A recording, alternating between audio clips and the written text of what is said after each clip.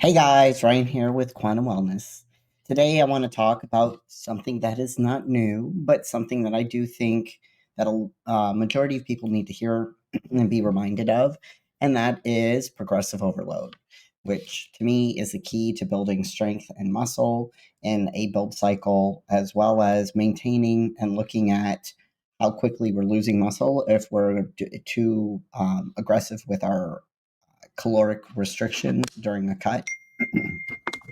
So, when it comes to achieving your fitness goals, whether you're looking to gain muscle, lose fat, improve endurance, there is one concept that stands above the rest, and that's progressive overload. So, simply put, progressive overload is the gradual increase of stress placed on the body during exercise, leading to muscle adaptation and growth. This is not just applied to muscle adaptations, but it is applicable to, honestly, everything in our life. So, from stressors in our environment to stressors such as running for endurance training, right? It's always about adding a little bit more and getting a little bit more and having our nervous systems make the adjustments that are needed in order to overcome these challenges. So, to truly harness the power of this principle, it's important to understand all the different ways to apply progressive overload and the significance of tracking your workouts. So, this post obviously is going to explore the various strategies and the importance of exercise selection and the need for solid programming to ensure consistent progress. So, what is progressive overload in being applied to muscle hypertrophy? So, progressive overload is referring to systematically increasing the intensity, volume, or frequency of your workouts over time to continue challenging your body. The body adapts to the stress of exercise by getting stronger and more resilient. But in order to keep progressing, you need to increase that stress. Without progressive overload, your progress will plateau and your results will stagnate. And nobody wants that. But you'll only be able to make adjustments if you are actually tracking it. So, different ways to apply progressive overload. There are several ways to implement progressive overload in your training routine. The most common methods are going to be several by increasing your weight. Your load is one of the simplest and most effective ways to apply progressive overload is by gradually increasing the amount of weight you lift. This could be as simple as adding 2.5 to 5 pounds to your barbell or dumbbells over the course of several weeks. When your muscles are capable of lifting a certain weight for multiple sets and reps, increasing the load forces them to adapt to new challenges, leading to increased strength and muscle growth. Again, this is also the case when it comes to other challenges that we're faced throughout our life. You can also increase your reps or the total number of sets to apply progressive overload to the muscle. By increasing the number of repetitions or sets you perform with a given weight is another form of progressive overload. So if you can comfortably complete 10 reps with a certain weight, pushing for that 11th or 12th rep in the next session can help stimulate muscle growth. Similarly, adding an additional set or two to your workout increases the total volume, which can lead to greater hypertrophy and endurance for yourself in your workout by improving exercise technique and increasing range of motion. So another way to increase the intensity of your workout is by focusing on improving your technique and improving your range of motion. This might involve achieving a deeper squat, performing full range bicep curl, or improving the tempo of an exercise. 3 seconds down, 3 seconds up would be an example of that. A more efficient movement pattern or a greater range of motion recruits more muscle fibers, making the exercise harder and more effective at hypertrophy. The more muscle fibers we engage, the better our results. You can increase your training frequency. So if you're training the same muscle group just once a week, you can progressively overload by increasing your workout frequency. So this means that you can increase from once or twice a week up to 3 or 4 times a week, depending on how you're recovering. And that is all going to be dependent on your food intake, your supplements that you're taking, and what devices or therapies you have access to. So this might mean incorporating additional workout days by adding exercise that target that same muscle group on different days. However, recovery is crucial, so be very mindful of not overtraining, which can lead to injury or burnout. Although I do find that the majority of people are not even coming remotely close to burnout. By reducing your rest time between your sets, so if you're used to resting 5 minutes, now back off to 3 minutes in between your sets. Personally, what I like to do is when I'm lifting in the 6 to 10, sometimes even 12 rep range, I'm going to be resting anywhere from 2 to 3 minutes.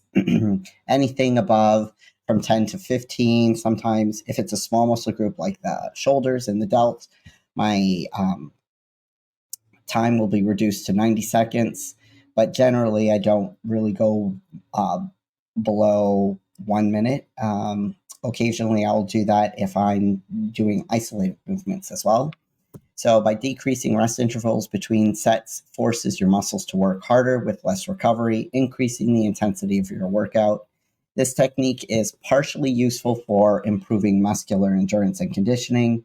By shortening the rest time over time, you add a level of cardiovascular stress and muscular fatigue that helps drive additional adaptations.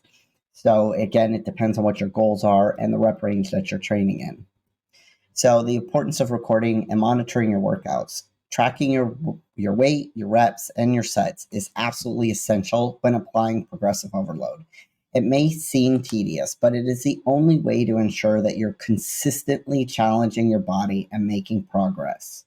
When you record your workouts, you're able to track your progress by seeing the gradual improvements in your performance over time. It's very motivating and it reinforces your commitment to your goals. It will also help to ensure consistency by keeping track. Can't speak today. By keeping track of your exercise, you can make sure you're gradually increasing the intensity rather than just doing the same thing over and over again. You're going to identify some weak points. By monitoring your sets and reps, it can help you reveal areas where you're struggling, helping you to adjust your training and to address various weaknesses. It can help prevent injury. By tracking how much weight you're lifting, you can avoid overloading yourself and reduce the risk of injury. A training log doesn't need to be complicated.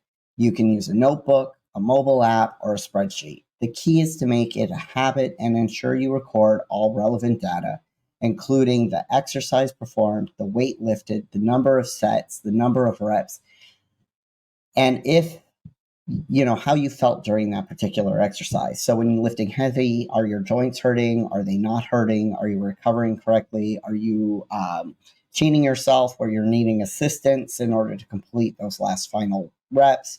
Are the range of motion lacking? These are all things that you should be recording because especially when you're pushing the additional weight, the range of motion might be limited and restricted, but it will progressively get better over time.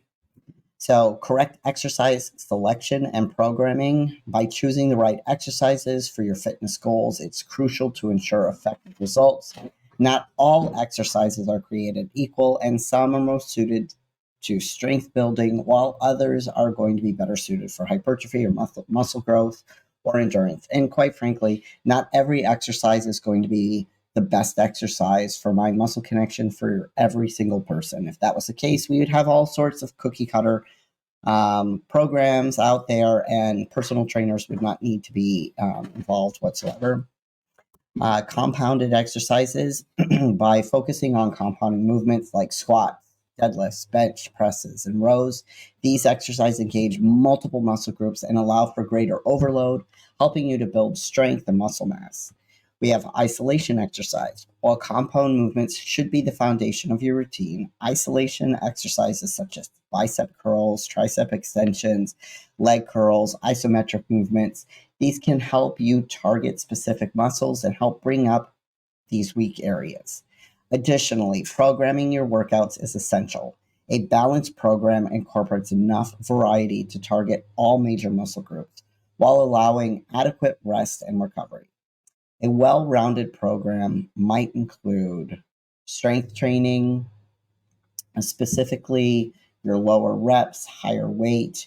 To increase strength, you're obviously going to want to focus on heavier lift with fewer reps, somewhere in the 3 to 6 rep range per set.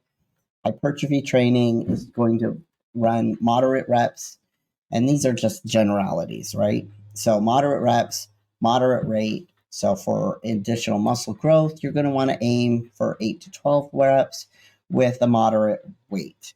You want to leave, you want to get to at least a couple of your sets in, to failure, or 1 to 2 reps in reserve. For your endurance training, you're going to want to have higher reps, above 25, lighter weight for muscular endurance. These lighter weights focus on anywhere from 15 to 50 reps per set.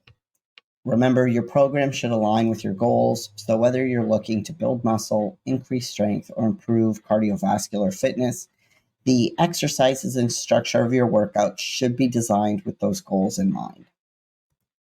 I just want to thank you guys very much for listening to this particular video. If you have any questions, by all means, reach out to me directly, and I would love to help you in this journey. Take care.